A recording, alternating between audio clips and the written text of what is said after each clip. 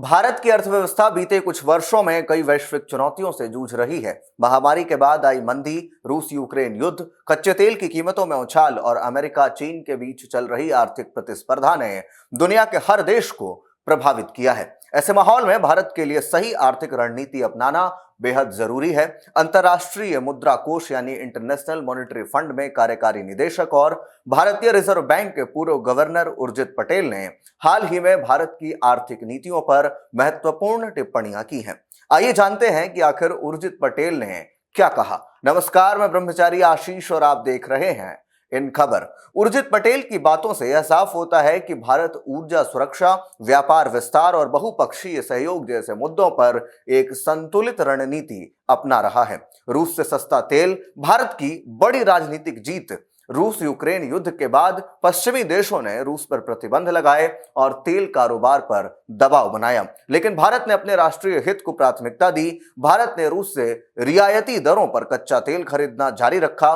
उर्जित पटेल का मानना है कि किसी भी देश को यह अधिकार है कि वह जहां से चाहे, जिस कीमत पर चाहे ऊर्जा की आपूर्ति सुनिश्चित करें। इस रणनीति से भारत को भारी लाभ मिला। तेल आयात बिल कम हुआ, भुगतान संतुलन यानी बैलेंस ऑफ पेमेंट्स पर दबाव घटा और घरेलू महंगाई को नियंत्रित रखने में मदद मिली। अगर भारत खुले बाजार से ही तेल खरीदता तो अंतर्राष्ट्रीय कीमतें कहीं अधिक होती और इसका सीधा असर आम उपभोक्ताओं और उद्योगों पर पड़ता। भारत की यह नीति दर्शाती है कि ऊर्जा सुरक्षा सिर्फ आर्थिक मुद्दा नहीं, बल्कि राष्ट्रीय सुरक्षा और विकास से भी जुड़ा हुआ है।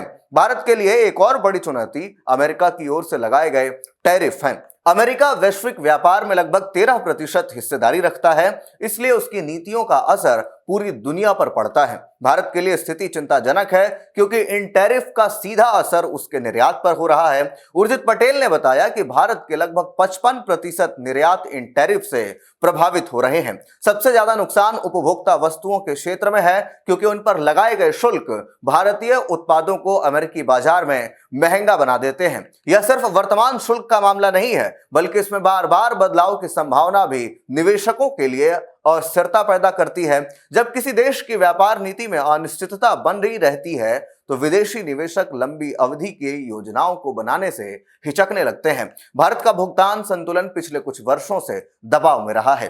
आयात बिल बढ़ने और डॉलर की मजबूती ने इस स्थिति को और कठिन बना दिया।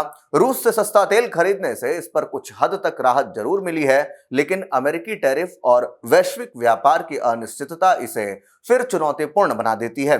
उर्जित पटेल का कहना है कि अभी वैश्विक व्यापार का लगभग 87% हिस्सा स्थिर है, यानी ज्यादातर देश पहले की तरह कारोबार कर रहे हैं, लेकिन अमेरिका की नीतियां भविष्य में निवेश और व्यापार के लिए खतरा बन सकती हैं, जिसके बाद चाइना प्लस वन से चाइना प्लस वेट रणनीति ज्यादा प्रखर हो जाएगी।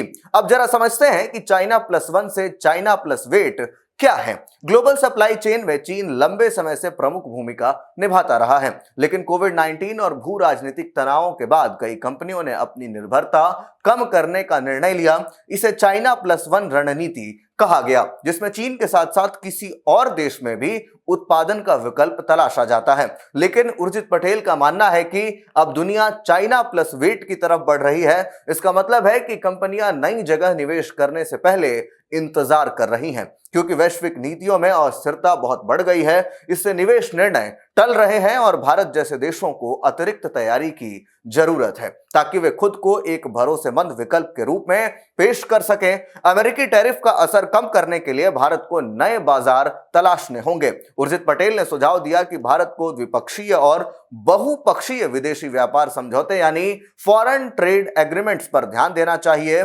इसी के साथ साथ निर्यात अवसर मिलेंगे, बल्कि मौजूदा व्यापारिक रिश्ते भी मजबूत होंगे। एशिया, अफ्रीका और लैटिन अमेरिका जैसे उभरते बाजारों में भारत बड़ी भूमिका निभा सकता है। भारत को इन क्षेत्रों में विशेष मदद करनी होगी जो टैरिफ से सबसे ज्यादा प्रभावित हैं। अगर सरकार इन क्षेत्रों को राहत और प्रोत्साहन देती है तो निर्यातक नई रणनीति बना पाएंगे और नुकसान कम होगा। जब भारत की भूमिका ब्रिक्स में पूछी गई तो उर्जित पटेल ने इसको एक समावेशी संगठन बताया। उनके अनुसार ब्रिक्स का मकसद किसी देश का विरोध करना नहीं है, बल्कि यह एक ऐसा मंच है जहां विकासशील अर्थव्यवस्थाएं मिलकर जोखिम कम करने और अवसर बढ़ाने का प्रयास करती हैं।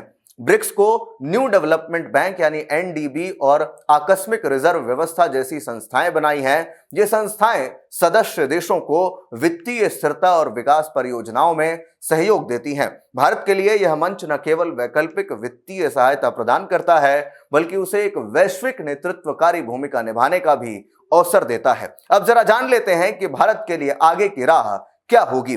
तो उर्जित पटेल की टिप्पणियों से साफ है कि भारत को 3 मोर्चों पर काम करने की जरूरत है, जिसमें पहला मोर्चा है ऊर्जा सुरक्षा। रूस जैसे देशों से सस्ती और स्थिर ऊर्जा आपूर्ति सुनिश्चित करनी होगी। साथ ही नवीनीकरण ऊर्जा में निवेश बढ़ाना होगा ताकि भविष्य में बाहरी निर्भरता कम हो सके। निर्यात विधिकरण यानी अमेरिका टैरिफ का असर कम करने के लिए नए बाजार और नए उत्पादक खोजने होंगे। इसके लिए व्यापार समझौतों और वैश्विक साझेदारी को प्राथमिकता देनी होगी। वैश्विक निवेश आकर्षण यानी कि चाइना प्लस वेट के दौर में भारत को खुद को एक भरोसेमंद विकल्प साबित करना होगा। इसके लिए नीति स्थिरता, बेहतर इंफ्रास्ट्रक्चर और कारोबारी माहौल में सुधार आवश्यक है। तो ऐसे में जो चाइना +1 जो भारत जो है वो +1 की श्रेणी में जो आता था, अब उर्जित पटेल का मानना है कि ये चाइना प्लस वेट की श्रेणी में आ रहा है। और ऐसे में इसको कम करने के लिए भारत को ऊर्जा सुरक्षा के साथ साथ यहां पर जो फॉरेन ट्रेड एग्रीमेंट्स होते हैं उसको बढ़ावा देना होगा। और सबसे खास बात कि अमेरिका जिन देशों पर टैरिफ लगा रहा है उन देशों के साथ अपने संपर्क स्थापित करके उनके साथ मिलकर के उनकी बाजारों को कहीं ना कहीं अपने सामान को वहां पर उपलब्ध कराना होगा ताकि हम इससे बच सकें। ऐसे में आप क्या कुछ सोचते हैं इस पूरे मामले को लेकर के कमेंट बॉक्स में अपनी राय जरूर दें। बाकी के अपडेट्स के लिए देखते रहिए इन खबर। धन्यवाद।